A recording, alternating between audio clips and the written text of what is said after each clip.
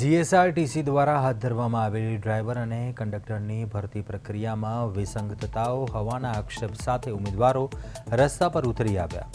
એનએસયુઆઈના નેજા હેઠળ ઉમેદવારોએ રાણીપ સ્થિત જીએસઆરટીસી કચેરીને ઘેરીને પોતાનો રોષ વ્યક્ત કર્યો। પ્રદર્શન દરમિયાન પોલીસ અને કાર્યકર્તાઓ વચ્ચે ખેંચતાણ સર્જાતા વાતાવરણ તંગ બન્યું હતું, પરંતુ પોલીસે પરિસ્થિતિ પર કાબૂ મેળવી લીધો હતો।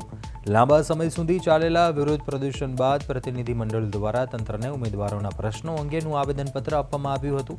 ભરતી પ્રક્રિયામાં થતા વિલંબ અને પારદર્શિતાના અભાવે ઉમેદવારોમાં નારાજગી જોવા મળી રહી છે।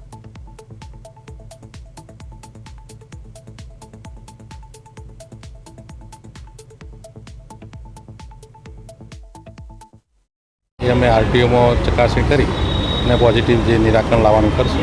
હાલ અમારી જે વેબસાઇટ છે ઓજસ ઉપરનો, એમાં ઉમેદવારોની જે ફોર્મ ભરવાની ટકાવારી છે એ સતત વધી જ રહી છે।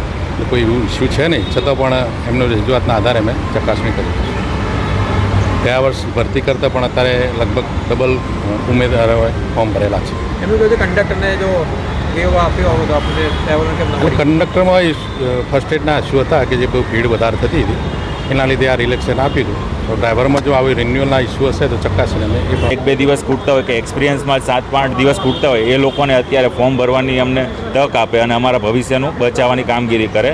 અને જે વખતે ડોક્યુમેન્ટ વેરિફિકેશનની પ્રોસેસ હોય એ સમયે અમે લોકો ડોક્યુમેન્ટ પૂરા કરીને લોકોને રજૂ કરી દઈશું। કેમ કે હાલમાં જે રીતના ડ્રાઇવિંગ લાઇસન્સનું રિન્યૂ માટે અમે પ્રક્રિયા કરી રહ્યા છીએ, તો આરટીઓમાં સર્વરના પ્રોબ્લેમ થઈ રહ્યા છે, એના હિસાબે અમારું લાઇસન્સ પણ રિન્યૂ નથી થઈ રહ્યું અને અમે એના કારણે આ ભરતીમાં બી અત્યારે ફોર્મ ભરી નથી શકતા।